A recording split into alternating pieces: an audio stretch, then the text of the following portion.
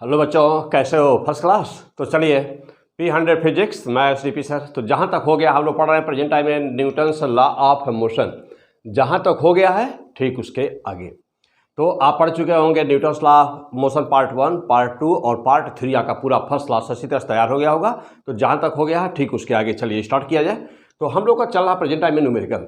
तो आप देखे हैं कि जो सेकंड लॉ है ना, सेकंड लॉ, तो न्यूटन से सेकंड लॉ क्या है भाई? F equal to delta P upon delta T. ये है सेकंड लॉ। सेकंड लॉ यही है, F equal to delta P upon delta T. यह F कैसा है? F कैसा फोर्स है? F हमेशा एक्सटर्नल फोर्स होता है। ये सब क्लियर है? तो आपका यह एपिसोड है Newton's law of motion part 4 और आपका पार्ट 1, पार्ट 2, पार्ट 3 पूरा फर्स्ट क्लास अच्छी तरह से तैयार हो गया होगा। सब कुछ स्टेप बाय स्टेप सब कुछ है ना। तो आप स्टेप बाय स्टेप पढ़ते जाइएगा। फर्स्ट क्लास का सब कुछ एकदम पूरी फिजिक्स मुट्ठी में। तो जानते हैं नीट और IIT मुट्ठी में। ओके, तो फिलहाल आइए अगला पॉइंट अब क्या हम लोगों का। तो न्यूटन से second law F external equal to delta P upon delta T. Delta P क्या है? Change in linear momentum. Delta T क्या है? टाइम यूज्ड, यानी जितना टाइम इंटरवल जितना टाइम में हुआ है डेल्टा पी का change. Delta P by delta T को क्या बोलते हैं हम लोग? Rate of change of linear momentum. अब जा देखिएगा, यहां से कहते हैं कि इम्पल्स क्या है। दो चीजें यहां से डिफाइन करते हैं हम लोग। दो चीजें यहां से डिफाइन करते हैं। कहते हैं कि इम्पल्स क्या है। What do you mean by the impulse? Hindi medium के बच्चे पढ़े होंगे आवेग। आवेग, इम्पल्स, दैट इज द आवेग ना। हिंदी मीडियम के बच्चे आवेग पढ़े होंगे। तो यह इम्पल्स होता क्या है? तो इम्पल्स, ओके, देखिए इसका डिफिनीशन आप कैसे देंगे इम्पल्स का? When a large force act for a short time, when a large force act for a short time, then product of force and time ना delta t, time is called impulse। तो इसी को हम लोग impulse कहते हैं। अब जैसा यहाँ पे देखिए, force, mind here, force and product of the time interval. जैसे फॉर एग्जांपल सपोज करिए कि एक हैमर है, हैमरिंग, हथौड़ी मारना, हथौड़ी। तो जैसे सपोज करिए कि एक हैमर है, हथौड़ी है, और एक कील पर वो मारी जा रही है। कील को धंसाने का हम प्रयास कर रहे हैं। तो जब हम हथौड़ी मारते हैं उस पर ना, तो वह हैमर यानी कि हथौड़ी कितनी देर तक कील के संपर्क में होता है। देखते हैं, गिरा, फिर उठाए, फिर गिरा, फिर उठाए, फिर गिरा। तो ये जो कितना देर तक वह हैमर उस नेल यानी कि उस कील के संपर्क में रह रहा है, यह उस बात पर डिपेंड करता है कि दोनों का प्रोडक्ट क्या है। यदि ज़्यादा देर तक रहता है वह हथौड़ी यानी कि हैमर नेल कील के संपर्क में, तो इम्पल्स ज़्यादा होगा, आवेग ज़्यादा होगा। मीन्स कि जो वहाँ पर change in the linear momentum होगा वो ज़्यादा होगा। अब जब देखिए, तो यहाँ से यदि देखा जाए ये दोनों का प्रोडक्ट चाहिए, क्रॉस मल्टीप्लाई किया जाए। क्रॉस मल्टीप्लाई करेंगे तो यह F external into delta T ले सकते हैं ना। इधर देखने में तो लग रहा है क्या है, यह देखने में बिल्कुल साफ दिख रहा है कि यह तो लीनियर मोमेंटम है। और यह F external into delta T यानी कि फोर्स, बाहरी फोर्स इंटू डेल्टा टी कितना देर के लिए लगा। तो this product is called what? Impulse. तो एक्चुअली देखा जाए कि इम्पल्स किसके बराबर होता है। एक्चुअली देखा जाए कि इम्पल्स किसके बराबर होता है, तो इम्पल्स न्यूमेरिकली यानी कि वैसे देखने पर फार्मूले के अकॉर्डिंग तो impulse rate of change of linear momentum means not rate, change in the linear momentum के बराबर होता है। How much change in the linear momentum, that is called impulse. इसी को आवेग कहते हैं। देखो बेटा, अब ये डेल्टा, तो इम्पल्स इसको रिप्रेजेंट करते हैं आई से, कैपिटल आई। तो इम्पल्स मीन्स कि अब आप क्या कह सकते हैं, आप कह सकते हैं कि डेल्टा पी और कुछ नहीं है बल्कि वो किसके बराबर है, आई के बराबर है। या यूँ कहें कि इम्पल्स बराबर किसके है, इम्पल्स बराबर किसके है, डेल्टा पी के। इसका मतलब ये हुआ कि change in the linear momentum, change in the linear momentum, keep in mind, not P. Linear momentum नहीं बराबर होगा आवेग के, लीनियर मोमेंटम में चेंज बराबर होता है आवेग के। जो परिवर्तन होता है ना वो होता है, देखिए जो परिवर्तन होता है वो होता है। फर्स्ट क्लास, क्लियर हो गए।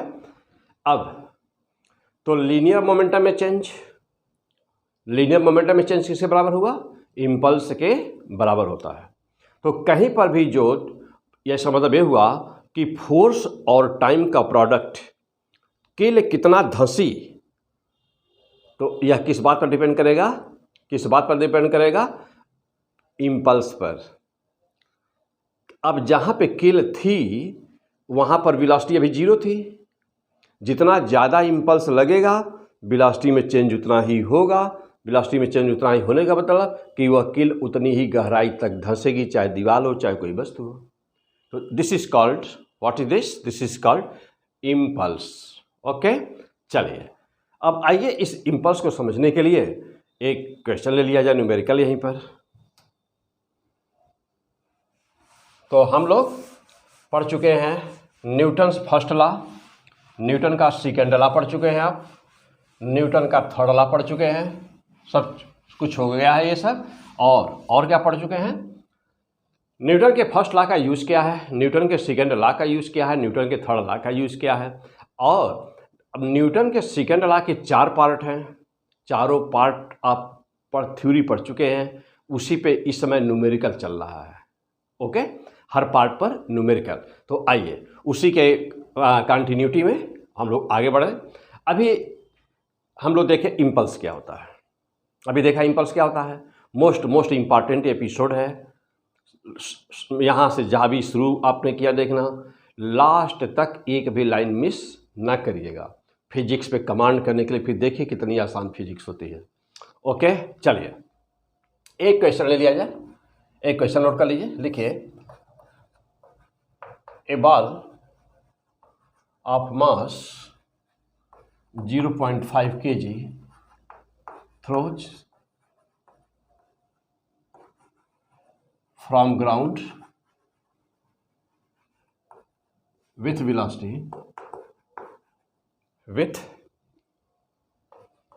velocity u मीटर पर सेकेंड। क्या कर रहा है, u मीटर पर second. Okay, at angle theta, at angle theta with horizontal, with horizontal. Okay, यानी कि एक बॉल है जिसका मास 0.5 किलोग्राम है, वह ग्राउंड से थीटा डिग्री का एंगल बनाता हुआ u मीटर पर सेकेंड की स्पीड से थ्रो किया जा रहा है, थीटा डिग्री का एंगल बनाता हुआ थ्रो किया जा रहा है ना। Let ball in space, let ball is in space 20 second, determine the value of impulse imparted to the ball। Okay, very fantastic question answer मारिए फटाफट, जल्दी से देखिए, सॉल्व करिए, निकालने की कोशिश करिए। ऑप्शन नहीं है, बस वैसे निकालिए, आंसर निकालिए। और ठीक इसी पर दूसरा question,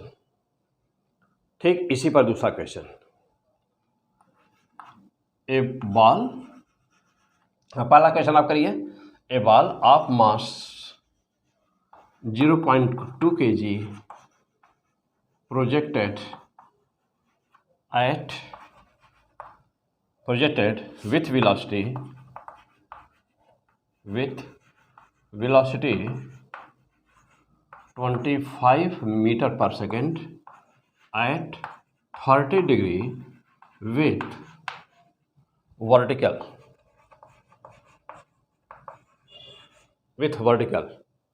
what is impulse, what is the impulse imparted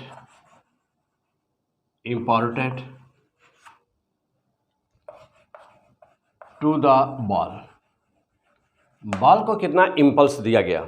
A ball of mass is given projected with the velocity 25 metre पर second at angle 30 degree with vertical what is the impulse imparted to the ball. तो यहाँ पर हम देखिए दो question, ये most important question, this two question are the most important question. You have to determine the value of the impulse, कैसे निकालोगे impulse का मान। ओके देखिए दो क्वेश्चन है, निकाल दीजिए आंसर, निकाले, try to do this question. पहला क्वेश्चन, दूसरा क्वेश्चन सॉल्व करने की कोशिश करिए।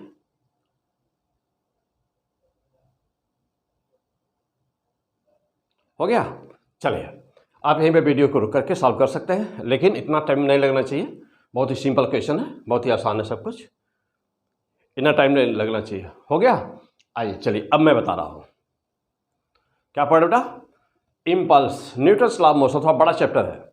अभी इसमें पुली है, स्प्रिंग है, स्ट्रिंग है, कॉन्टैक्ट मास है, कनेक्टेड मास है ना, और उसके बाद डिफरेंट टाइप के फिर वर्क, एनर्जी, पावर, इसी बात तुरंत शुरू हो जाएगा। तो बहुत ही है ना, तो पूरे फिजिक्स पे आपको कमांड करना है। जानते हैं अभी देखे होंगे मैकेनिक्स में इसी साल नीट 2022 में देखे होंगे कि अभी 12 क्वेश्चन आया था आपका, 12 क्वेश्चन, तो हमेशा 12 क्वेश्चन से ज़्यादा ही रहता है ना मैकेनिक्स से। अब मैकेनिक्स का मतलब कहाँ से, अच्छा इसमें वेक्टर और डायमेंशंस वगैरह और भी जोड़ देंगे तो 2-3 क्वेश्चन अभी और बढ़ जाएगा। यदि उसको भी डायमेंशन और परसेंटेज ईरर वगैरह भी मैकेनिक्स में जोड़ दिया जाए तो एक क्वेश्चन का मतलब 18 क्वेश्चन हो जाते हैं। तो मैकेनिक्स में बहुत ज़बरदस्त कमांड चाहिए।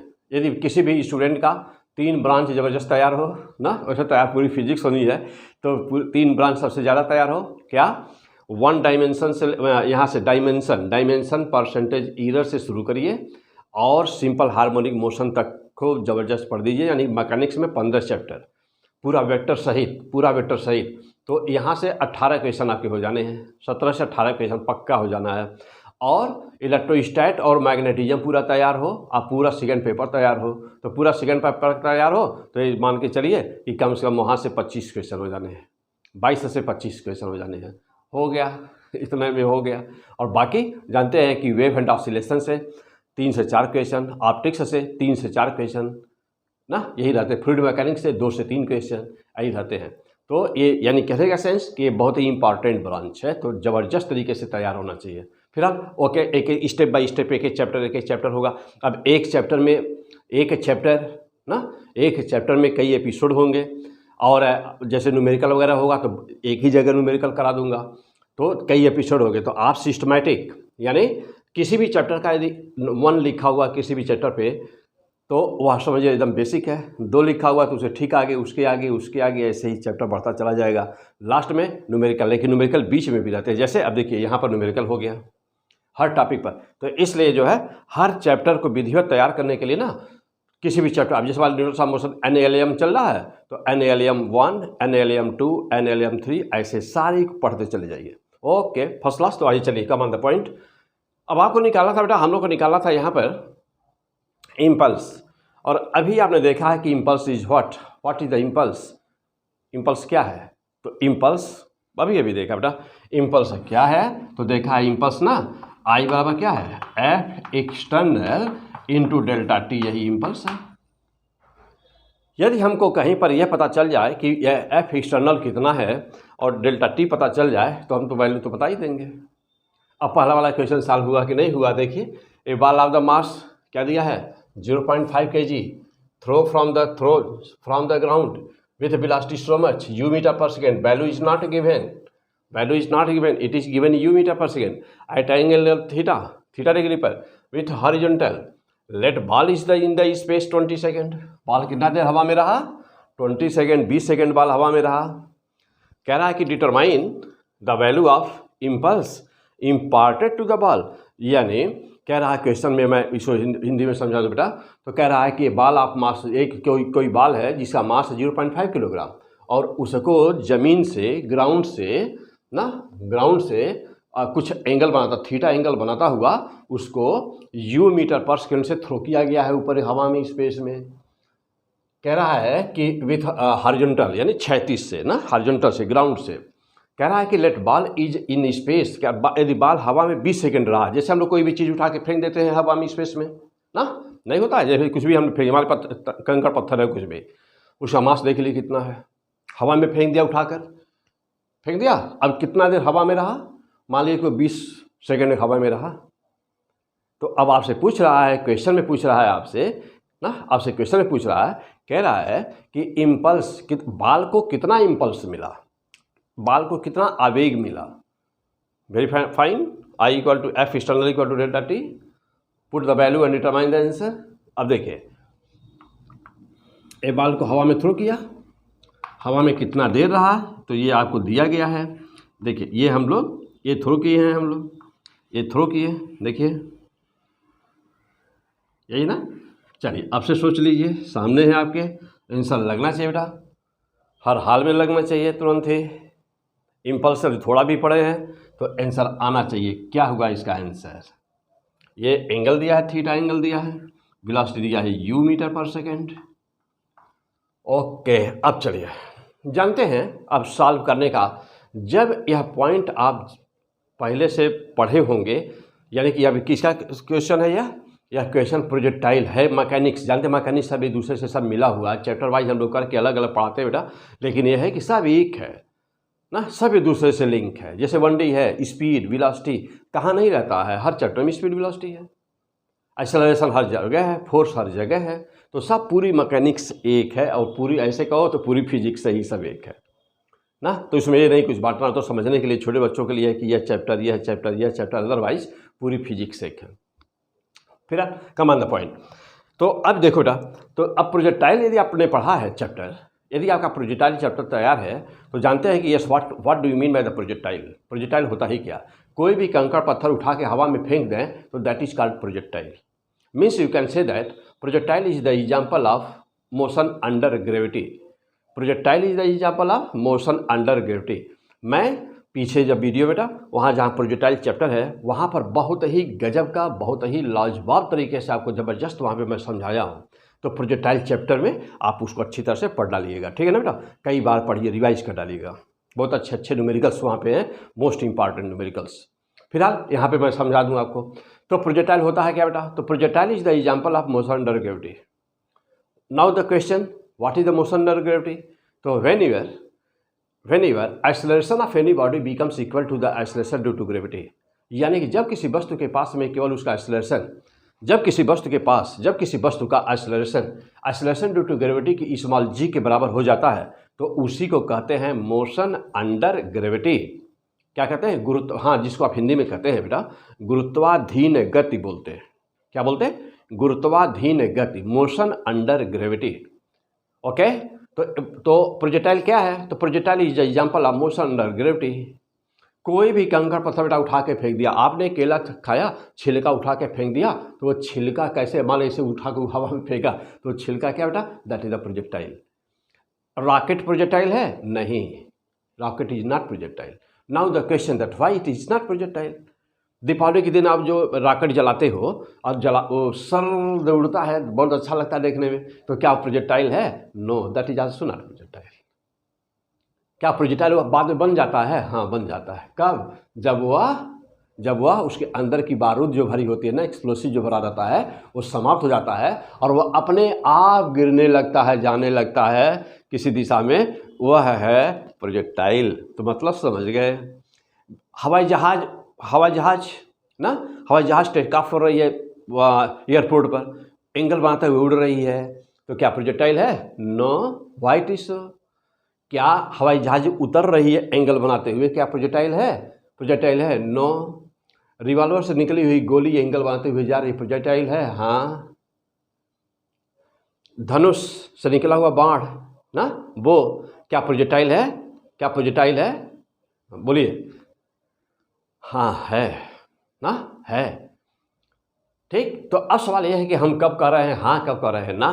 तो हाँ और ना का चक्कर ये है बेटा कि कहीं पर भी पहली बात यह है कि मोशन अंडर ग्रेविटी होना चाहिए, यानी कि जब कोई वस्तु अपने आप गिर रही हो या जा रही हो, अपने आप उसको एनर्जी दी गई हो, वो जा रही हो, जैसे पत्थर है हमने उठा के फेंक दिया तो हम चाह रहे हैं यहीं रुक जाए, ही नहीं रुक रहा ना, जा रहा है वो। कितना, कहाँ तक जाएगा? जितना एनर्जी दिए हैं वहाँ तक जाएगा। तो क्या प्रोजेक्टाइल है? हाँ है। क्यों है? इसलिए है क्योंकि उसके पास अपना खुद का कोई एक्सेलरेशन नहीं होना चाहिए। सीधे से शब्दों में बेटा, जिस चीज़ में कोई डीजल न भरा हो, पेट्रोल न भरा हो, इंजन न लगा हो, बाहर से कहीं से फोर्स न दिया जा रहा हो, वह अपने आप नेचर में हो रहा हो, गिर रहा हो, चाहे जा रहा हो, चाहे आ रहा हो, वही प्रोजेक्टाइल है। केला खाए, छिलका फेंक दिया, वो क्या है? That is the projectile.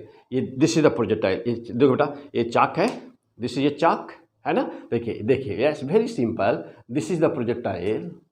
क्यों? चाक के पास कोई अपना एक्सेलरेशन नहीं है, यह शुद्ध प्योर रूप से ना पृथ्वी के अधीन गति कर रहा है, पृथ्वी के अधीन होना चाहिए। एरोप्लेन क्यों नहीं हुआ? हवाई जहाज़ क्यों नहीं हुआ? हवाई जहाज़ इसलिए नहीं हुआ क्योंकि उसमें इंजन लगा हुआ है, उसमें डीजल पेट्रोल भरा हुआ है, उसमें ऑयल भरे हुए हैं, फ्यूल भरा हुआ है, इसलिए वो नहीं है। रिवॉल्वर की गोली, उसमें बारूद, तो बारूद तो रिवॉल्वर में यहाँ था ना, जब विस्फोट हो गया एक बार हवा में चला गया, अब तो उसमें कुछ है नहीं, तो लोहे का टुकड़ा होता है, तो वो भी प्रोजेक्टाइल है ना। तीर, धनुष से निकली हुई तीर, तीर क्या है? हाँ वो भी है। क्यों? क्योंकि उसमें कुछ भरा नहीं है, कोई एक्सप्लोसिव नहीं है। रॉकेट है? नहीं, क्योंकि उसमें फ्यूल भरा हुआ है, वो जल रहा है, न्यूटन थर्ड लॉ पर वो आगे बढ़ रहा है, वो नहीं है। तो पहली बार प्रोजेक्टाइल क्या होता है बेटा? तो प्रोजेक्टाइल आप जानते हैं कि यहीं इतना डिस्कस कर दिया, तो अब जाइए प्रोजेक्टाइल चैप्टर में कितना होगा। तो प्रोजेक्टाइल चैप्टर अलग से है ही, आप वहाँ डिटेल पढ़िए, व्हाट इज द प्रोजेक्टाइल। एक एक चैप्टर पे कमांड करिए, एक एक चैप्टर पे कमांड करने से ही क्या है, 55 से 60 चैप्टर, छोटा छोटा पार्ट सबका कर दिया जाए, तो there are 55 to 60 chapters in your course ना। इन योर कोर्स, आपके कोर्स में 60 चैप्टर फिजिक्स है टोटल, क्लियर। और हर चैप्टर जानते हैं कोई छोटा नहीं है। और फिजिक्स का मतलब न्यूमेरिकल का मास्टर बनना, क्योंकि थ्योरी तो सबको आती है, न्यूमेरिकल नहीं लगता है। अब फिजिक्स की सबसे बड़ी समस्या क्या पर होती है कि थ्योरी हम जानते हैं, फार्मूला जानते हैं, उसको न्यूमेरिकल पर इम्प्लीमेंट कैसे करें। तो मैं आपको वही सिखाऊंगा जादू, कैसे इम्प्लीमेंट करें, बड़े बड़े क्वेश्चन को देखते ही आंसर कैसे मारें, वो मैं सिखाऊंगा आपको। फिलहाल अभी हम लोग बात दूसरी जगह कर रहे हैं। अभी हम लोग बात कर रहे थे प्रोजेक्टाइल, बात आ गई थी, तो दिस इज द प्रोजेक्टाइल। तो बात समझ गया ना। कोई भी बॉडी, कोई भी वस्तु हवा में मोशन कर रही हो और उसके पास कोई डीजल पेट्रोल इंजन वगैरह वगैरह कुछ ना लगा हो, वही प्रोजेक्टाइल कहलाती है। कंकड़ पत्थर कोई भी अभी चाक फेंक दिया, that is the projectile. Okay, clear हो गया बेटा। चलो, अब चूंकि प्रोजेक्टाइल पर अब आप श्योर हो गए कि जब भी कोई वस्तु हवा में होती है और वह चाहे किधर भी जा रही होती है, तो उसका जो वेट होता है वह होता है mg। उसका वेट क्या होता है? mg। mg is the weight ना, होता ना, उसमें फोर्स काम करता ना। कौन सा force? Isolation due to gravity, यानी कि force due to gravity, gravitational attraction, पृथ्वी का आकर्षण बल कितना लगता है? mg। तो ज्यों ही हाथ से छूटा, यहाँ मान लीजिए कोई लड़का है और इस प्रोजेक्टाइल को ये थ्रो किया है ना, ये थ्रो किया है, तो ज्यों ही हाथ से ये बाल छूटा, इस पे ये किसके प्रभाव में आ गया? पृथ्वी के गुरुत्वाकर्षण बल के अधीन आ गया। Means this is the under the influence of the attraction of the gravity, and therefore the force acting downward will how much? That will mg force is acting down, mg force नीचे काम कर रहा है। अब जब ये ऊपर गया तो क्या अब नहीं करेगा क्या? यहाँ था तब भी mg, यहाँ है तब भी mg ना, फोर्स हमेशा लगा हुआ है, हमेशा लगा हुआ है। देखिए mg जब जमीन पर टकराया जा करके तब भी mg। इसका मतलब ये हुआ, कहने का सेंस बेटा ये है कि जो प्रोजेक्टाइल होता है, प्रोजेक्टाइल या जब भी हम किसी वस्तु को स्पेस में थ्रो कर देते हैं ना, तो वह किसके इन्फ्लुएंस में मोशन करता है, किसके अधीन मोशन कर रहा होता है? पृथ्वी के आकर्षण बल के अधीन मोशन कर रहा होता है। तो इसका मतलब ये हुआ कि उस पर कौन सा फोर्स लग रहा है? mg।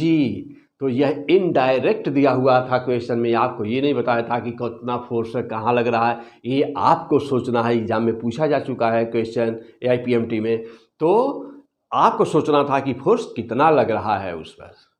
तो कितना लग रहा है, mg फोर्स लग रहा है, कंटिन्यू mg लग रहा है, जब से शुरू हुआ और जब तक ज़मीन पे जा करके टकरा नहीं गया तब तक उसमें फोर्स लग रहा था mg। तो ये फोर्स बेटा mg। Now you are clear that what is the value of this, तो that is how much mg आ गया। और कितनी देर तक, तो डेल्टा टी तो दिया ही है, देखिए 20 सेकेंड, ये तो दिया ही है। हाउ मच फैंटास्टिक आंसर, देखिए अब यहाँ पे आ जाइए। देखिए तो आई बराबर कितना बेटा, देखिए एक लाइन मौखिक सवाल था। अब आई बराबर कितना, एफ, देखो बेटा एफ एक्सटर्नल कितना रख दूँ, mg, और देखो और क्या, डेल्टा टी, तो mg डेल्टा टी, यहीं पर ऐसे ही एक हमेशा के लिए ना एक फार्मूला लिख दीजिए। पहली बात, हमेशा के लिए एक फार्मूला लिख दीजिए कि I बराबर होता है mgt, I बराबर mgt। फैंटास्टिक। अब यदि मैं कहूँ कि लीनियर मोमेंटम में चेंज कितना हुआ, संवेग में रेखीय संवेग परिवर्तन कितना हुआ, तो जानते हो कि जो I बराबर होता है, I बराबर ही डेल्टा पी होता है। I बराबर डेल्टा पी यानी कि I बराबर क्या होता है, इम्पल्स बराबर होता है, इम्पल्स बराबर होता है change in the linear momentum. तो इसी को आप कह सकते हैं ना कि डेल्टा पी बराबर, यदि मैं पूछ दूँ यहीं पर, तो आप कहेंगे यही mg डेल्टा टी। तो सब दिख रहा है बेटा ना। चलो ऊपर मैं लिख देता हूँ, यहाँ पर आ जाइए। चलो ओके,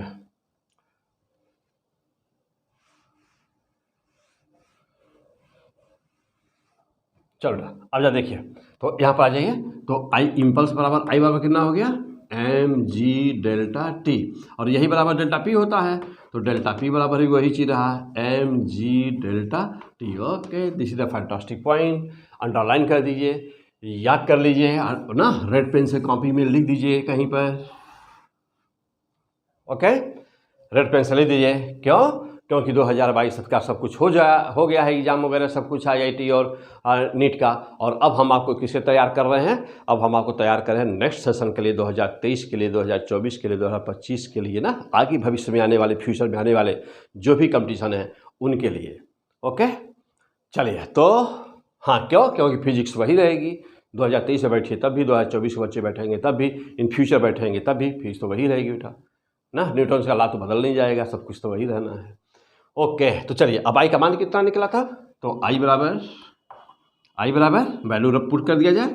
आई बराबर कितना, mg का मान कितना था बेटा, m बराबर कितना था 0.5, और g का मान लीजिए 10 दिया है या 9.8 दिया है, जो भी दिया रहेगा तो वही रख देंगे। तो और डेल्टा टी का मान कितना था बेटा, 20 सेकेंड। देखिए ये 0 से मल्टीप्लाई किया तो 5 हो गया, और यहाँ 2 अभी और था, तो कितना हो गया, 2 अभी और था बेटा, तो कितना हो गया 2, नहीं, एक मिनट फिर से करेगा। ये 0 से मल्टीप्लाई किया तो 5 हो गया, 5 इंटू 10, 5 इंटू 2 मीन्स 10 हो गया, 10 इंटू 10 मीन्स हाउ मच, 100 क्या किलोग्राम मीटर पर सेकेंड ना। लेकिन आई है ना बेटा, तो आई को जनरली हम लोग लिखा जाता है, ऐसे लिखते हैं, आई को लिखते हैं न्यूटन सेकेंड लिखते हैं। आई इम्पल्स की यूनिट है न्यूटन सेकेंड। हो गया हाँ बेटा, चलो क्लियर सब लोग। तो हाँ एक बार चेक कर लिया जाए, तो देखो बेटा 0 से मल्टीप्लाई किया है तो ये 5 हो गया, 5 में 2 से मल्टीप्लाई बेटा तो 10 हो गया, 10 गुणे 10 यानी 100 हो गया, 100 Newton second is the impulse. अब मैं यदि कहूँ कि लीनियर मोमेंटम में चेंज इसी क्वेश्चन में पूछ दिए होते तो क्या होता, यही इतना 100 ही रहता, तो न्यूटन सेकंड लिखिए उसको, या नहीं तो किलोग्राम मीटर पर सेकंड लिख दीजिए ना, किलोग्राम मीटर पर second that is the unit. हो गया, तो पहला क्वेश्चन बस हो गया, पहला क्वेश्चन इतना ही करना था आपको, आई का मान निकालना था। चलिए अगला क्वेश्चन, अब देखिए, अब दो नंबर क्वेश्चन पे आइए। 2 नंबर कैसे करेंगे,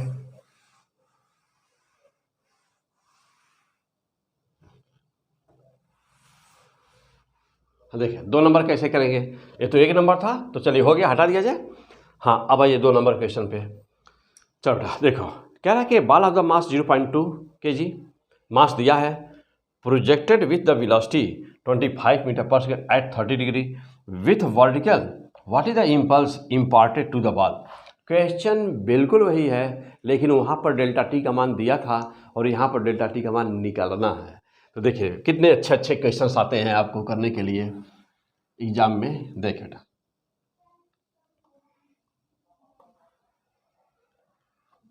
हो गया। अब जा देखना भाई, यहाँ एक बॉल थ्रो किया कितने डिग्री पर, u मीटर पर सेकेंड से बॉल को थ्रो किया, दिस इज थीटा, थीटा ये है ना, ये बॉल को हमने थ्रो किया। अब u का मान दिया हुआ था 25 मीटर पर सेकेंड, तो बेटा ये है 25 मीटर पर सेकेंड।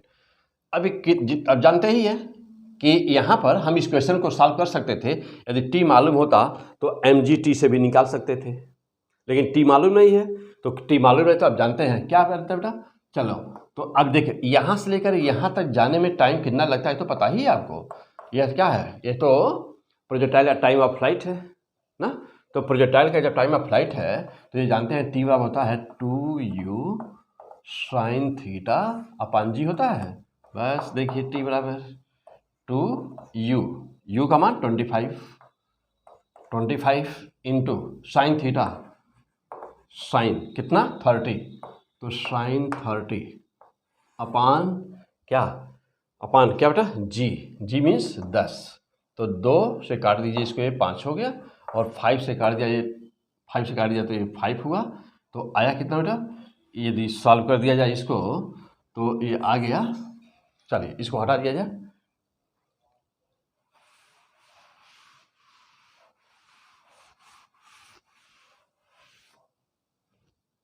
हाँ देखिए बेटा इसको सॉल्व करें। टी बराबर कितना आया यहाँ पे, तो टी बराबर कितना रहा हम लोग का, देखिए फिर से एक बार चेक करिए। नीचे 10 है, ऊपर 2 है, 2 से काट दिया इसको, तो जब ये कट किया इसको तो यहाँ 5 आया, 5 जा 25 हुआ बेटा, ऊपर 5 है और साइन 30 बचा हुआ है। तो 5 into sine 30 means 1/2, means T बराबर कितना आया, 2 से कट गया 2.5 सेकेंड हुआ। तो 2.5 सेकेंड कितना रहा बेटा, 2.5 सेकेंड टी का मान आया। मास तो पता ही है। अब आप जानते हैं, देखिए पहले, अब देखिए इस क्वेश्चन को करने के लिए आपको टाइम ऑफ फ्लाइट आपको निकालना पड़ेगा, कितना देर वो प्रोजेक्टाइल व वस्तु कितना देर स्पेस में रही है वो आपको निकालना था। आपने उसको निकाल लिया, देखिए इसको निकाल लिया। अब निकालने के बाद मेन फार्मूला तो पता ही है, आई बराबर क्या कहते हैं mg/t, T means delta T, I बराबर m, देखिए मास दिया होगा बॉल का 0.2 है, तो 0.2 इंटू और क्या जी 10 ले लीजिए। अरे मान लीजिए कि 9.8 दिया है ना, तो जो दिया रहेगा वही लीजिएगा। और डेल्टा टी बेटा यहाँ से तो डेल्टा टी दिया नहीं था, निकालना है आप, 2.5 सेकेंड आया था, 2.5। अब देखिए आई बराबर कितना हुआ, 10 से मल्टीप्लाई किया 2 हो गया, और इंटू 2.5 आया। आई बराबर कितना, 2 से मल्टीप्लाई किया 5 आ गया, 5.0 क्या Newton second, that is the answer. हाँ चेक कर लीजिए बार, u बराबर 25 था बेटा, तो time of flight 2u sine theta, 2u sine 30, ठीक है फर्स्ट क्लास हो गया। तो ये है कैलकुलेशन किसका, क्या देख रहे थे आप, इम्पल्स। इम्पल्स क्या होता है, इम्पल्स से क्या होता है, इम्पल्स पे क्वेश्चंस कैसे आते हैं। हाँ अभी बहुत सारे क्वेश्चंस आपको मिलेंगे करने के लिए। ओके आइए आगे बढ़ा जाए।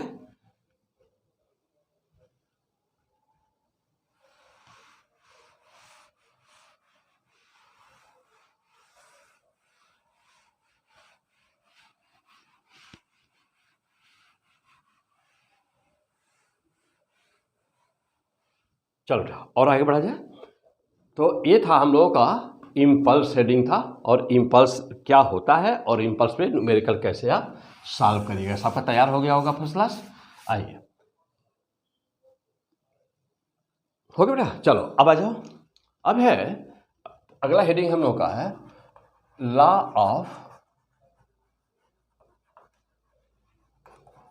ऑफ कंजर्वेशन ऑफ लीनियर ना बेटा, law of conservation of linear momentum बहुत ही इंपॉर्टेंट ना, बहुत ही इंपॉर्टेंट पॉइंट है। Law of conservation of linear momentum बहुत ही इंपॉर्टेंट हो गया। चलो बेटा अब ये क्या होता है, तो अकॉर्डिंग टू सेकंड लॉ हम लोग जानते हैं क्या, एफ एक्सटर्नल बराबर delta P upon delta T होता है।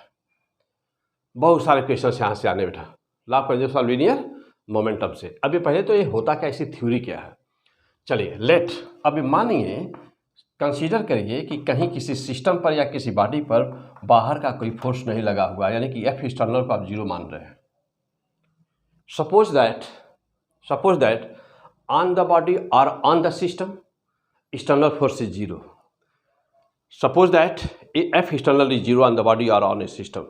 On the body यानी किसी वस्तु पर हो ना, on the body or on the system, यानी किसी वस्तु पर या किसी बॉडी पर यदि F external, let F external बराबर जीरो हो, तो जीरो रख करके देखा जाए क्या हुआ, यहाँ जीरो रख दिया जाए। चलिए रखिए जीरो बराबर क्या लिखेंगे, delta P upon delta T, यही लिखेंगे ना, यही लिखेंगे। चलिए अब देखिए डेल्टा पी बराबर कितना हुआ, क्रॉस मल्टीप्लाई करिए तो जीरो इंटू डेल्टा टी बेटा, डेल्टा पी बराबर क्या हो गया, जीरो। ओके, देख रहे हैं कि डेल्टा पी बराबर जीरो हो गया। यानी कि यदि बाहर, यदि किसी सिस्टम या किसी वस्तु के ऊपर बाहरी फोर्स शून्य हो या फिर एक्सटर्नल जीरो हो, देखिए तो डेल्टा पी बराबर जीरो, डेल्टा पी बराबर जीरो, देख रहे हैं। अच्छा अब डेल्टा पी है क्या, डेल्टा पी है क्या, तो डेल्टा पी आई है, इम्पल्स है, यानी कि सीधे शब्दों में आप कहिएगा कि आई का मान शून्य होगा। होना भी चाहिए था, क्यों, अरे भाई एफ ना, देखो भाई आई बराबर F external into delta T था, यही था ना। आप कह रहे हैं कि एफ एक्सटर्नल जीरो है तो आई बराबर जीरो तो होना ही है, इसमें कौन सी बड़ी बात है भाई, ये तो अपने आप होना है ना। फिलहाल चलिए हमारा टॉपिक है law of conservation of linear momentum.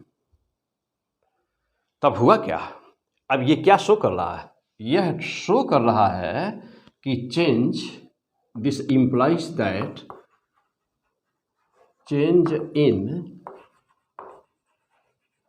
Linear momentum ना इक्वल टू जीरो। अच्छा यदि किसी चीज में चेंज शून्य हो, यदि किसी भी चीज में चेंज ना हो रहा हो, change in the linear momentum is zero, तो यदि चेंज ना हो रहा हो तो वह क्या साबित करता है, जैसे मान लीजिए हमारे पॉकेट में 5 रुपये है और मैं कहूँ कि money is not changing, money change नहीं हो रहा है, मतलब 5 ही रुपये रहेगा ना। अब या इंक्रीज कर रहा है तो 5 से 6 रुपीज़ हो गया, 7 रुपीज़ हो गया, और यदि कम हो रहा है ना, घट रहा, मान लीजिए डिक्रीज कर रहा है तो 4 हो गया होगा, 3 हो गया, 2 हो गया होगा, 0 हो गया होगा। लेकिन कह रहे हैं कि चेंज इज जीरो, तो चेंज इज जीरो मीन्स कि जो भी था जो था वो था, जैसा है वैसा है। Change is zero, no change means constant. तो जब change in linear momentum equal to zero, delta P बराबर जीरो, डेल्टा पी बराबर जीरो, तो जब ये शो करता बेटा कि जब चेंज जीरो है लीनियर मोमेंटम जीरो नहीं होता। ध्यान दीजिएगा, बहुत अच्छी तरह समझिएगा सब कुछ चीज़ों तो, कि चेंज जीरो है, हमारे पॉकेट में 5 रुपये था और दिन भर में उसमें कोई चेंज नहीं हुआ, इसका मतलब कि 5 रुपये है कि वो जीरो हो गया, जीरो हो गया होता तो चेंज हो ही जाता। तो चेंज 5 रुपीज़ है, इसका मीन्स कि that is not change, not change means that is constant. तो जब किसी चीज़ में चेंज नहीं होता है तो चीज़ क्या बनी रहती है, वह चीज़ कांस्टेंट बनी होती है। तो जब डेल्टा पी बराबर जीरो बोला तो यह शो करता बेटा कि पी का मान क्या बना रहा, पी का मान कांस्टेंट बना रहा। Okay, P constant means linear momentum is constant. क्या शो किया यह, लीनियर मोमेंटम इज कांस्टेंट। क्या शो किया बेटा, लीनियर मोमेंटम इज कांस्टेंट। यह शो कर रहा है कि लीनियर मोमेंटम कांस्टेंट है। अब बात रही है कि लीनियर मोमेंटम वेक्टर क्वांटिटी है, तो जब कोई चीज़ कांस्टेंट हुई तो आप ऐसे लिखते हैं कि पी इनिशियल बराबर पी फाइनल लिखते हैं ना, कि जितना भाई कोई चीज़ नहीं बदल रही है तो जितना इनिशियल में रहा उतना ही फाइनल में रहा होगा। अच्छा, अब फिर चूँकि वेक्टर क्वांटिटी है तो ए बार एक्स एक्सिस पर, ए बार वाई एक्सिस पर, ए बार जेड एक्सिस पर लिखेंगे। एक्सिस पर निकालना रहेगा, क्यों? क्योंकि इसमें दिशा रहेगी। तो देखिए अब लिखने का तरीका क्या होगा, पी आई एक्स, अभी इसी पर तुरंत न्यूमेरिकल लेने जा रहे हैं। देखिए पी आई एक्स बराबर कैसे लिखिएगा, पी फाइनल एक्स, यानी क्या, एक्स एक्सिस का इनिशियल बराबर एक्स एक्सिस का फाइनल, एक्स एक्सिस का इनिशियल बराबर एक्स एक्सिस का फाइनल। जस्ट ऐसे ही फिर देखिए पी आई वाई बराबर पी फाइनल वाई, ओके। फिर देखिए ऐसे ही क्या, पी ना, पी आई जेड बराबर P final Z, okay. Means कि एक बार एक्स एक्सिस पर देख लिया, एक बार वाई पर देख लेंगे, चेक करेंगे, एक बार जेड पर चेक करेंगे, देखेंगे कि तीनों एक्सिस पर है कि दो एक्सिस पर है कि एक एक्सिस पर है, लेकिन हमेशा एक्सिस का ध्यान देंगे। फैंटास्टिक, ये है law of conservation of linear momentum. अब हिंदी में क्या कहते हैं बेटा इसको, संवेग, रेखीय संवेग संरक्षण का सिद्धांत। क्या बोलते हैं, रेखीय संवेग के संरक्षण का सिद्धांत ना, कंजर्वेशन ऑफ लीनियर मोमेंटम। या स्टेटमेंट क्या निकला इसका, कि जब भी कहीं किसी बॉडी पर, किसी वस्तु पर या किसी वस्तुओं के समूह पर कोई बाहरी बल जब काम नहीं करता है, कोई बाहरी बल नहीं लगा हुआ होता है, तो रेखीय संवेग संरक्षित रहता है। Means the linear momentum is conserve when there is no external force on the body or on the system. In the absence of external force, always linear momentum will be conserved. Means कि p की value जो रहेगी वो that will be the constant, and there will I means the impulse will be 0. हो गया, क्या पढ़ा बेटा, P100 फिजिक्स में STP सर P100 फिजिक्स पढ़ा है। आपको कमांड करना है पूरे फिजिक्स पर, चाहे आपका बोर्ड का एग्ज़ाम देना हो, चाहे आपको IIT का एग्ज़ाम देना हो, चाहे आपको नीट का एग्ज़ाम देना हो, या इंडिया का कोई ऐसा एग्ज़ाम NDA वगैरह जहाँ पर फिजिक्स का पेपर हो गया। चलिए और आगे बढ़ा जाए। अब इस पर न्यूमेरिकल कैसे आएंगे, तो देख लीजिए बिल्कुल फर्स्ट क्लास, बहुत सारे न्यूमेरिकल बनते हैं बेटा यहाँ पर, मोस्ट इम्पॉर्टेंट टॉपिक है। चलिए आगे जाइए।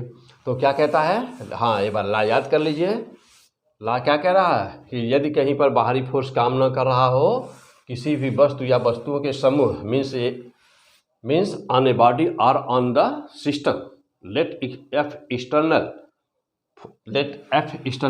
Is 0, then linear momentum of the body or the system is conserved.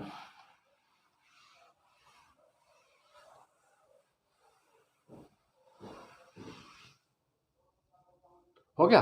आइए अब आइए यहीं पर जो अभी अभी पढ़ा हम लोगों ने, जो अभी अभी पढ़ा जस्ट उसके पर न्यूमेरिकल देखिए, ठीक। और यही न्यूमेरिकल नीट 2022 का आप क्वेश्चन ले लीजिए फटाफट ना, नीट 2022 में क्या पूछा गया, हाँ इसी पर, क्या, law of conservation of linear momentum, law of conservation of linear momentum. तो वैसे तो जानते ही हैं कि नीट का पेपर हमने तुरंत फास्टेस्ट सॉल्वर ना, सबसे पहले हमने सॉल्व किया और सॉल्व करके आपको वीडियो लोड कर दिया, आपको पूरा पेपर सॉल्व है ना, 50 क्वेश्चन हमने सॉल्व कर दिया। तो वहाँ पे आप देखे ही होंगे इस क्वेश्चन को, यदि वहाँ नहीं देखे हैं तो जा करके 50 क्वेश्चन देख लीजिए। 2021 का भी पेपर वीडियो में मिल जाएगा आपको, 2022 का भी नीट का पेपर मिल जाएगा आपको ना, पूरा 50 क्वेश्चन सॉल्व है। एक स्तर का उसकी स्टैंडर्ड का पता चल जाता है ना बेटा, तो उसको देख लीजिए पेपर पूरा सॉल्व। लेकिन यहाँ वही क्वेश्चन, आइए मैं फिर से दिखाता हूँ क्या पूछा था वहाँ पर। वहाँ पर क्वेश्चन था बेटा कि एक कोई मास है, एक कोई मास है, ए मास, मैं क्वेश्चन लिख दूं कि ए मास sudden exploded in three parts, in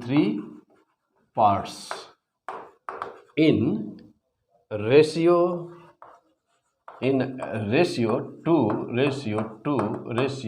2:1 ना बेटा, ये रेशियो दिया था इस साल ने आपको, और कह रहा था कि लेट इक्वल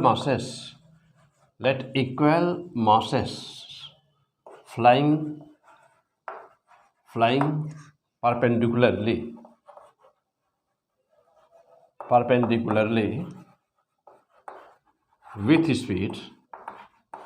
with speed, और शायद वहाँ u दिया था कि u का मान शायद 20 दिया था, 20 मीटर पर second, then what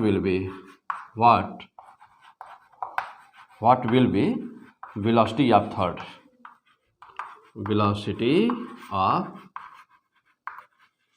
third part. तो दो पार्ट की वेलोसिटी बेटा दिया हुआ था और तीसरे की आपसे वेलोसिटी पूछ रहा था। अब ध्यान दीजिएगा, ए मास सडन एक्सप्लोडेड इन 3 पार्ट्स, 3 पार्ट में वो टूटता है ना, विस्फोट होता है। इन द रेशियो, मास का रेशियो दिया था 2:1। लेट इक्वल मासेस, जो दो बराबर है 2 और 2 वाले, तो जो दो बराबर वाले masses, equal masses flying perpendicular to each other. अचानक कोई मास रखा हुआ 3 टुकड़ों में टूट गया, उसमें से दो एक दूसरे के परपेंडिकुलर जा रहे हैं, इस कन्फर्म में दिया है पेपर में आपको। कह रहा है कि बताओ तीसरा किधर जाएगा और किस वेलोसिटी से जाएगा, तीसरे की वेलोसिटी क्या होगी और किधर जाएगा। बहुत ही इम्पॉर्टेंट क्वेश्चन, इस साल पूछ ही दिया। हम तो अपने बच्चों को हर साल रटाते हैं। अभी इसी साल जो है 2022 में बच्चे जान दिए बेटा, कॉपी जो वीडियो देख रहे होंगे इसको बेटा, कॉपी पढ़ के गए थे ना, इसी पर हम कम से कम 10 न्यूमेरिकल सॉल्व करवाए हैं कॉपी में, क्लासरूम में 10 क्वेश्चन सॉल्व किए हैं। आप देखिए वीडियो, वो कॉपी खोल लो फटाफट, किए है ना। और यही क्वेश्चन ही था, 2:1 भी करवाया था बेटा। फिर ऐसे 2023, 24, 25 में फिर ऐसे ही आएगा 100%। फिर आप ओके, कमांड द पॉइंट बेटा। चलो अब इसे थ्योरी क्या है, चलो आ जाइए अब इस थ्योरी को समझिएगा। तो ये जगह बनाने के बेटा इसको हटा दूँ, 2 बातें बस नोट कर लिया जाए। रेशियो नोट कर लो बेटा, तो रेशियो ले आ जाओ, यहाँ पे ले लेता हूँ 2:1 और स्पीड बराबर वाले की 20 मीटर पर सेकेंड। बाकी किसी चीज़ की जरूरत तो हम लोग को है नहीं, तो हटा दिया जाए, स्पेस बना ले बेटा। ठीक, चलो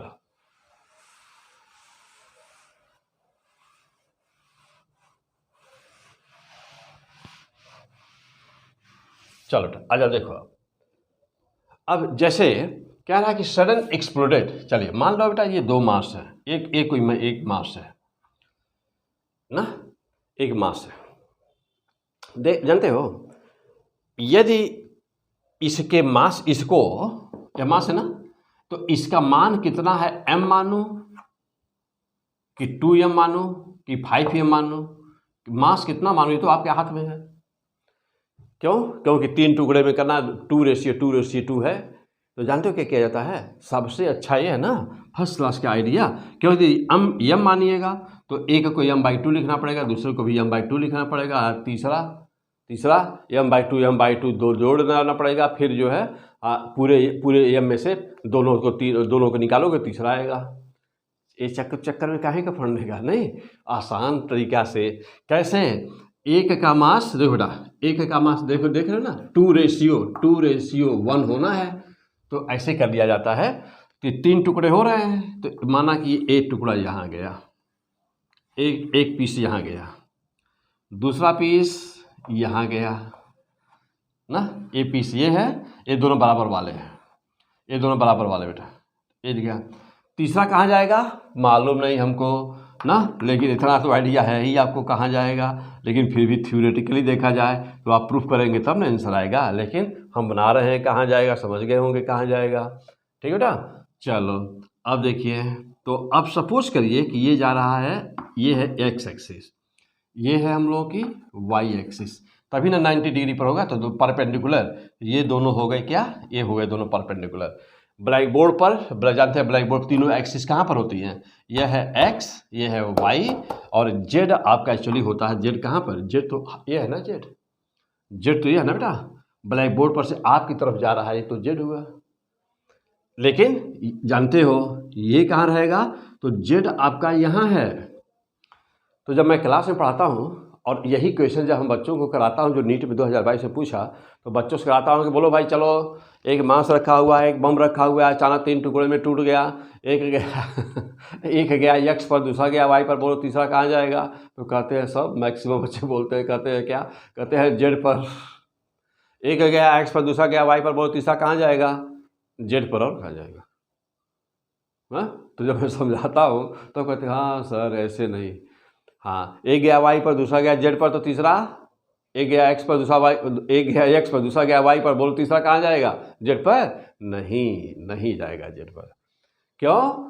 जेड कहाँ है? तो जेड देखो ये है, ये जो ब्लैक देख रहे ना, ये this is the Z, just in front you, just toward you, perpendicular to the plane of the blackboard, perpendicular to the perpendicular to the plane of the blackboard, and just toward you. This is the z.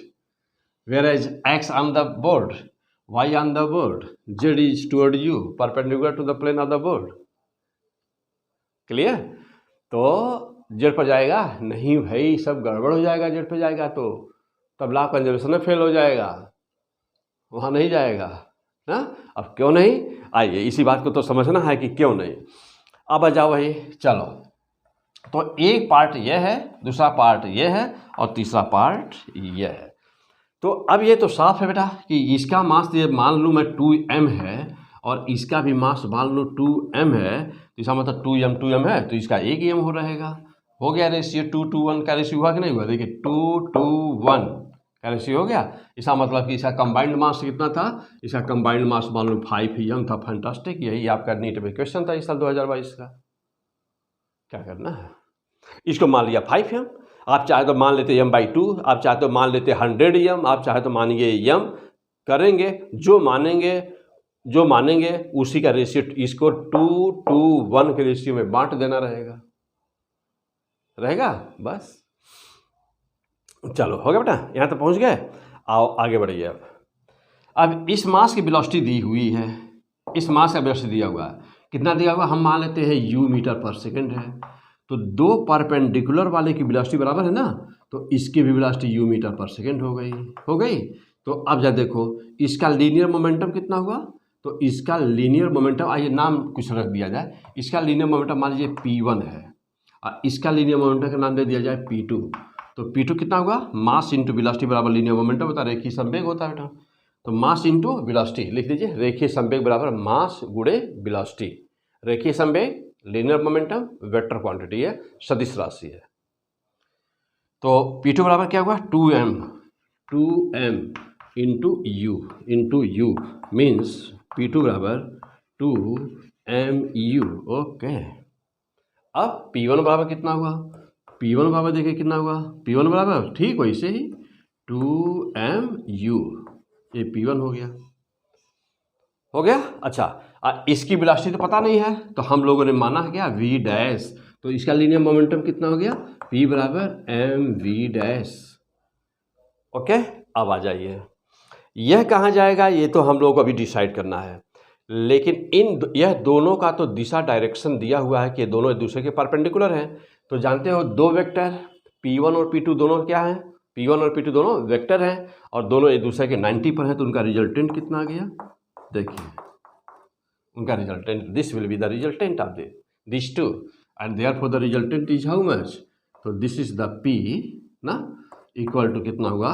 Under root P1 square plus P2 square. ये दो का resultant हो गया। अब value रख दूँ, P बराबर इन दोनों का रिजल्टेंट रख दूँ, तो P1 देखिए 2m है, अंडर रूट 2m u का होल स्क्वायर प्लस क्या 2m u का होल स्क्वायर, या P बराबर P डैश नाम दे दिया जाए। चलिए तो P डैश बराबर कितना हो बेटा? 2√2mu हुआ कि नहीं? फैंटास्टिक, हो गया, फर्स्ट क्लास। देखिए 2mu का whole square 4mu square 4mu², 4mu² हो गया बेटा। तो 4mu² इंटू 2 हुआ ना, तो 4 का रूट होएगा 2, mu² हो गया mu, और जो 2 है बचा हुआ रूट में आ गया। तो यह देखिए, यह इसका हुआ, किसका हुआ यह है, यह P डैश, ये P डैश बेटा, ये P डैश, इसका, इन दोनों का रिजल्टेंट हो गया। हो गया।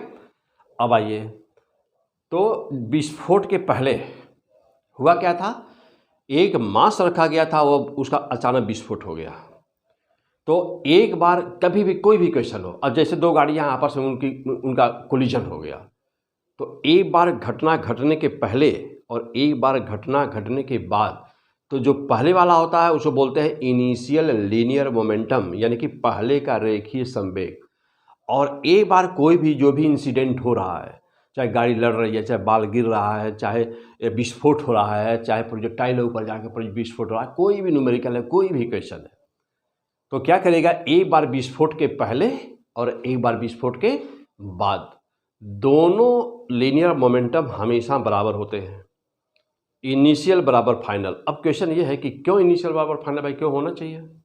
इसलिए होना चाहिए बेटा कि कहीं पर भी यदि हम बाहर से फोर्स लगाए नहीं, हमने हथौड़ी मार करके, हैमरिंग करके, ईंटा पत्थर मार करके तो उसको बम को तोड़ नहीं रहे हैं। तो चूंकि कह रहा है कि वह ऑटोमेटिक अचानक विस्फोट हुआ है, कोई मास है, कोई बम है रखा, अचानक विस्फोट हुआ है। तो अचानक विस्फोट का मतलब क्या होता है, जो बारूद होती है ना, जो एक्सप्लोसिव होते हैं, जो TNT होता है और जो RDX होता है, उसमें केमिकल एनर्जी होती है। तो विस्फोट का मतलब होता है कि केमिकल एनर्जी का काइनेटिक एनर्जी, बम विस्फोट होता है तो आवाज़ होती है, साउंड होता है, हीट प्रोड्यूस होता है, हीट होता है, साउंड होता है, लाइटें भी निकलती हैं, फ्लैशिंग होती है, तो जो चमक होती है, तो इसका मतलब क्या हुआ कि जो अंदर बम के अंदर जो केमिकल एनर्जी भरी हुई थी, वह केमिकल एनर्जी 3 भाग 4 भाग में, मतलब दूसरे फॉर्म में कन्वर्ट हो जाती है। तो बम का विस्फोट एक्चुअल में क्या है, कन्वर्जन ऑफ एनर्जी। बम का विस्फोट, कहीं पर भी बम का विस्फोट हो रहा है तो क्या है, कन्वर्जन ऑफ एनर्जी। और कन्वर्जन ऑफ एनर्जी मीन्स कि केमिकल एनर्जी कन्वर्टेड, रासायनिक ऊर्जा का परिवर्तन है। तो chemical energy converted into kinetic energy, heat, sound, lights. इसमें सबसे ज़्यादा किसमें, काइनेटिक एनर्जी, 90% से ज़्यादा एनर्जी कन्वर्ट होती है काइनेटिक एनर्जी में। जो बची हुई रेस्ट अमाउंट होता है उसमें बाद हीट में, फिर साउंड, फिर लाइट में। तो इतने फार्म में वह कन्वर्ट हो जाता है। तो बम के विस्फोट में क्या हुआ, बम का विस्फोट क्या है, बम का विस्फोट एनर्जी का एक फार्म से दूसरे फार्म में परिवर्तन को विस्फोट कहते हैं। और चूंकि यह आंतरिक प्रक्रिया है, चूंकि यह इंटरनल प्रोसेस है, इसीलिए कभी भी बम के विस्फोट में, गैस सिलेंडर का अचानक विस्फोट हो गया, बम का विस्फोट हो गया, तो कभी भी इसमें लीनियर मोमेंटम में परिवर्तन कदापि नहीं होता। क्यों? क्योंकि explosion is the internal process. तो आप लिखेंगे, वहाँ पर लिखिए कि since explosion is internal process, since explosion is internal process, so it does not changes linear momentum. So it does not change the linear momentum, and this reason that P equal to constant means what, Pi equal to P final ना। यही कारण बेटा कि P initial बराबर P final होता है। Always in the explosion, बम का विस्फोट में हमेशा लीनियर मोमेंटम कंजर्व रहता है। जितना पहले रहा होगा, विस्फोट के पहले जितना रहा होगा, विस्फोट के बाद उतना ही रहेगा, पर भी परिवर्तन कदापि नहीं होगा। क्यों? क्योंकि इंटरनल प्रोसेस है और आंतरिक प्रोसेस है, इंटरनल प्रोसेस है, और इंटरनल प्रोसेस ना कभी भी लीनियर मोमेंटम में चेंज नहीं करता। फर्स्ट क्लास, ओके हो गया। तो अब आ जाओ, अब जा देखना बेटा। अब ये P फाइनल नोट कर लिया है, तो P फाइनल भी पूरा नहीं निकला, अभी तो दो का रिजल्टेंट निकला बेटा, 2 का रिजल्टेंट निकला है। तो अब पूरा P फाइनल पहले मैं निकाल दूं, तब मैं आगे बढ़ूं। देखिए बेटा, अब यहाँ पे कुछ चीज़ें हटानी पड़ेंगी, मिटानी पड़ेगी भी हम लोगों को। देखो, तो फिलहाल अभी पी फाइनल पर वैल्यू नोट किया जाए। पी फाइनल कितना हुआ हम लोगों का? पी फाइनल में विस्फोट के पहले, तो विस्फोट के पहले तो कुछ था ही नहीं। हाँ बेटा, विस्फोट के पहले तो पी आई का मान बताइए वहाँ कितना है?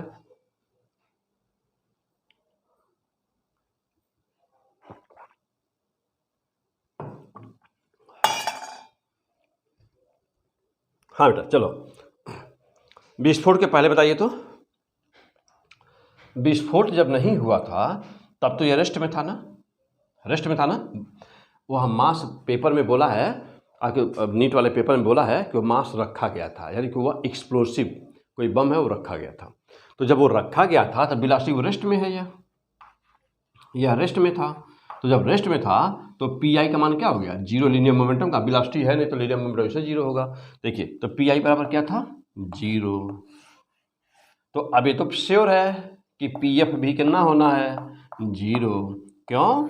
अरे भाई law of conservation of linear momentum, जितना इनिशियल उतना ही फाइनल होगा ना। तो इनिशियल है जीरो तो फाइनल को होना होगा अवश्य ही जीरो। अब पी फाइनल है कितना? चलिए तो यह प्लस यह प्लस यह, फिर से बोलिए सुनिए, पी फाइनल कितना? यह प्लस यह प्लस यह, तीनों को जोड़ दिया जाए पी फाइनल निकल जाएगा। तो इन दोनों को तो जोड़ दिए हैं आप, इन दोनों का तो जोड़े ही हैं, एडिशन निकाले हैं। कितना आया था? 2√2, 2√2 क्या? mu। ये तो ये इन दोनों का हो गया। अब बचा है यह कौन? mv dash plus mv dash, ये है पी फाइनल। ओके देखो बेटा, ये है पी इनिशियल और पी फाइनल को जीरो होना है, और ये है पी फाइनल। बहुत ही साफ है, क्योंकि इनिशियल जीरो है तो फाइनल को जीरो होना ही होगा। अब फाइनल मतलब सबको जब जोड़ लेंगे तो जीरो होना है, सबका सम। चलो अब यह क्या कर सकते हैं आप, बोलिए यहाँ से क्या? 2√2 mu प्लस mv डैश बराबर क्या? जीरो होना ही होगा, होना ही होगा।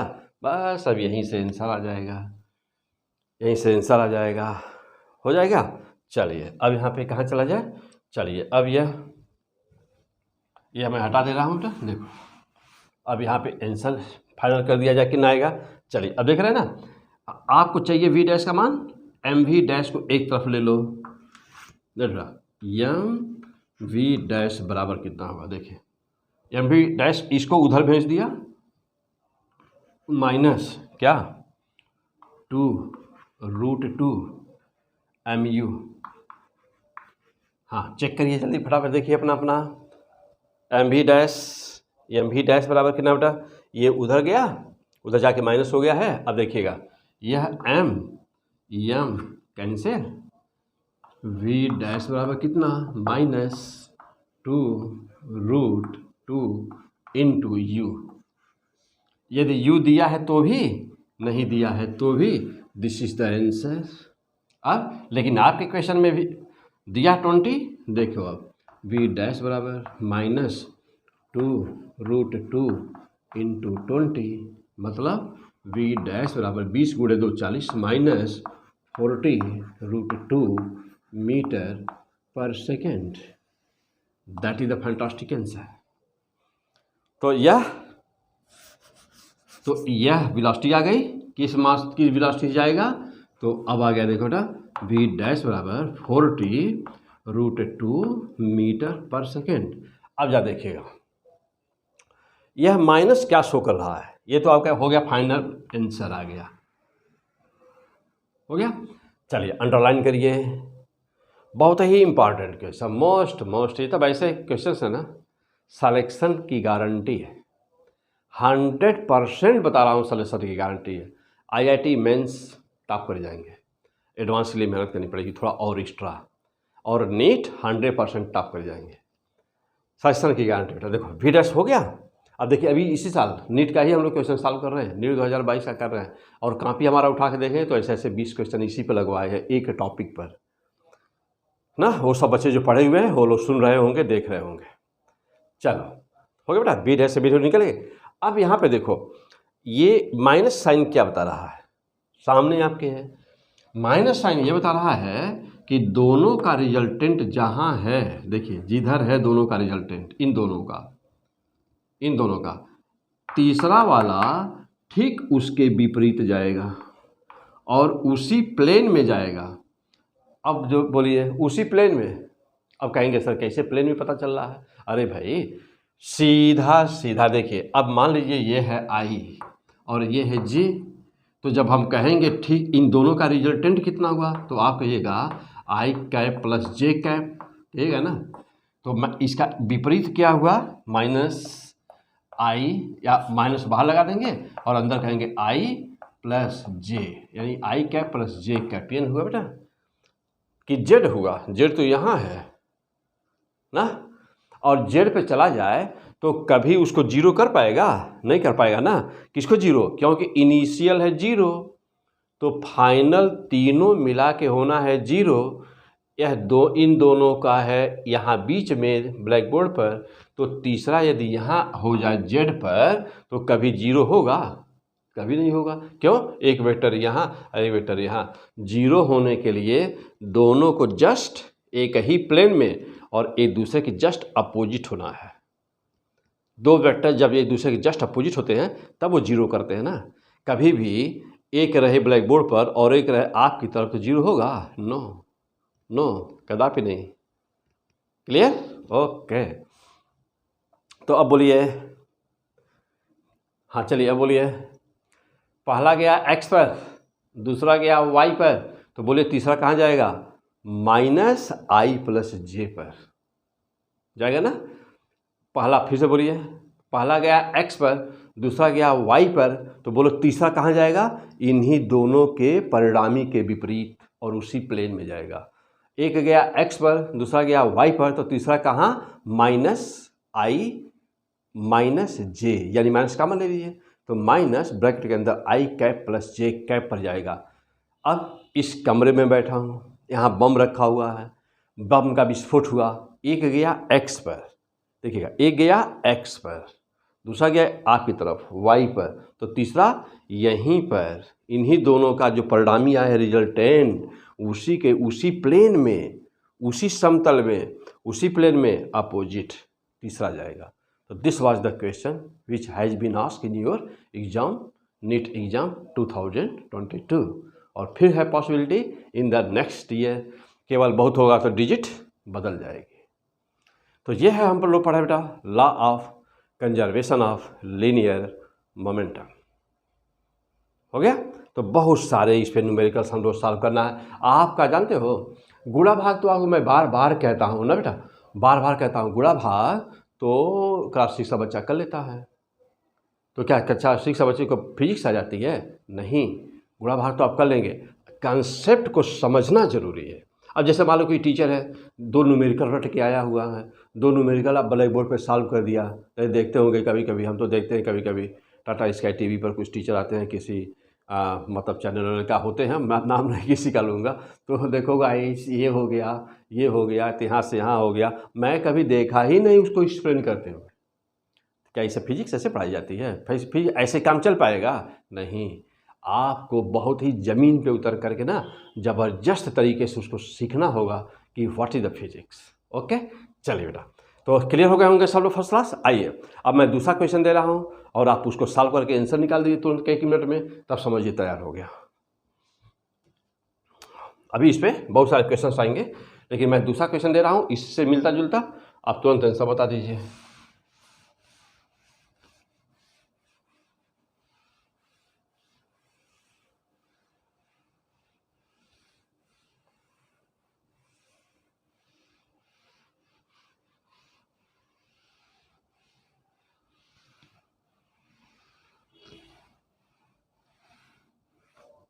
चले, तो अब इसी से ठीक इसी से मिलता जुलता ना एक क्वेश्चन हम दे देते हैं आपको, निकाल दीजिए, आंसर निकालिए। नेक्स्ट क्वेश्चन, एन एक्सप्लोसिव ना, एन एक्सप्लोसिव मास या एन एक्सप्लोसिव बम लिख दिया जाए, an explosive bomb sudden exploded in three equal parts.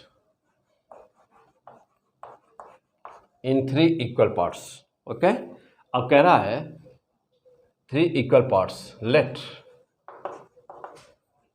2 parts moves with velocity क्या कितनी with velocity 40 meter per second along perpendicular direction.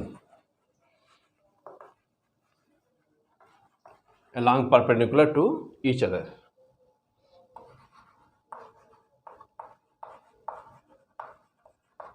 What is velocity of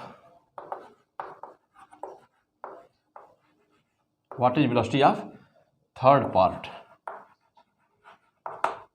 मार दीजिए इनसे फटाफट. एन एक्सप्लोसिव बम, यानी कि बम है बेटा तो एक्सप्लोसिव तो होना ही है.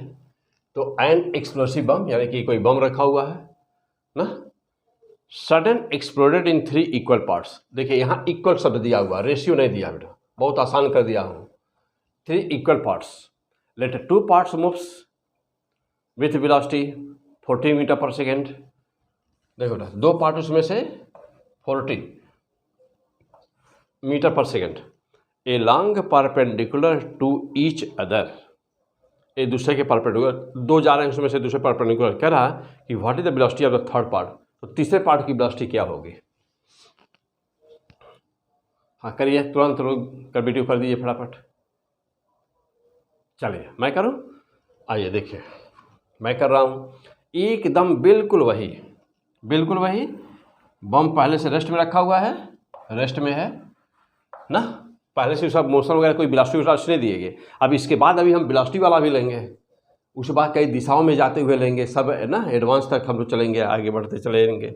चलो अभी फिलहाल इनिशियली देखा जाए क्या हुआ. यह एक मास था, एक बम था. अचानक यह विस्फोट हो गया. तो जो ही अचानक विस्फोट हुआ तो एक पार्ट ये हो गया, एक पार्ट ये हो गया. क्यों? क्योंकि 2 पार्ट को एक दूसरे के परपेंडिकुलर जाते हुए बोला है. देखिए 2 पार्ट को परपेंडिकुलर जाते हुए बोला है ना, perpendicular to each other. 2 part इसमें से, तो ये दोनों परपेंडिकुलर वाले हैं. ये एक्स एक्सिस और ये हो गई वाई एक्सिस. बोलो भाई, एक गया एक्स पर, दूसरा गया वाई पर, तो तीसरा जेड पर नहीं, कहाँ -i+j पर. तो अब आप श्योर हो गए ना कि तीसरा कहाँ जाता है, ये आपको मालूम है. लेकिन आप निकालेंगे वहाँ पर, नहीं निकालने के समय क्यों व्यर्थ करेंगे, सीधे आप ना. अब तो पता ही है आपको कि पूरी थ्योरी क्या है. तो देखो बेटा अब ये तीसरा पार्ट हो गया. अब जब इसका मास यदि मैं m मान लूँ, सबसे अच्छा रहेगा क्या, 3m मान लिया जाए तो सबसे बेस्ट रहेगा. इसका मास बेटा 3m मान लो, सबसे बेस्ट. क्यों? क्योंकि तीनों इक्वल हैं. तो एक हो गया m, ये भी हो गया m और ये भी हो गया m. बस तीनों इक्वल मान लिया जाए, द बेस्ट. हाँ थोड़ा बराबर बना दिया जाए, थोड़ा एक जैसा लगे. हो गया बस, ओके. अब देखिए इसकी वेलोसिटी कितनी है, इसकी वेलोसिटी मान लिया जाए u, इसकी वेलोसिटी मान लिया जाए u, और यह अननोन वेलोसिटी है, मान लिया जाए v डैश मान लिया जाए. अब इनिशियल में क्या हुआ, देखिए वेरी फास्ट. अब इनिशियल में क्या हुआ, Pi बराबर 0. क्यों? क्योंकि पहले से ही वो रेस्ट में है ना. तो पहले से जब वो रेस्ट में है बेटा, पहले से जब वो रेस्ट में है तो इसका Pi 0 होगा. तो यह तो पक्का है कि P फाइनल को 0 होना ही है. क्यों? Law of conservation of linear momentum के अनुसार जितना इनिशियल होता है उतना ही फाइनल होता है. क्यों? क्योंकि बम का विस्फोट है, और बम का विस्फोट हमेशा एक्सटर्नल प्रोसेस होता है. बम का विस्फोट हमेशा इंटरनल प्रोसेस होता है, और इंटरनल प्रोसेस कभी भी लीनियर मोमेंटम में कोई चेंज नहीं करता. हो गया.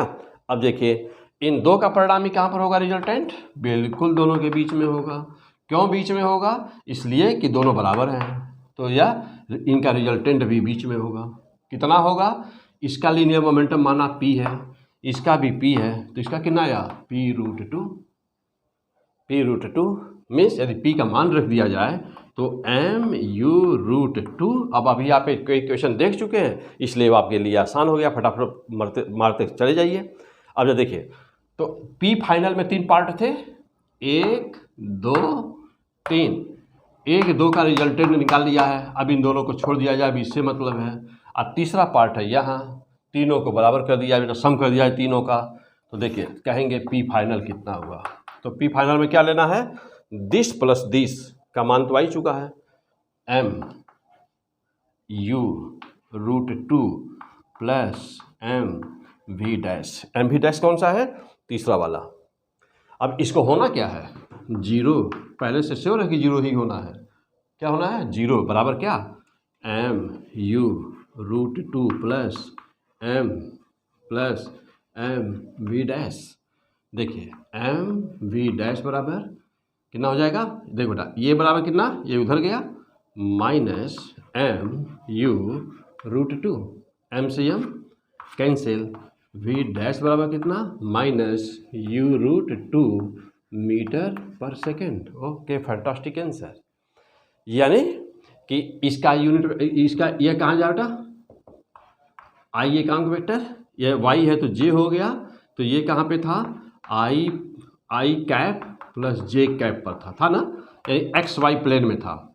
तो ये कहाँ हो गया, v' क्या हुआ, minus I cap plus j cap. Answer हो गया, देखिए फंटास्टिक ना।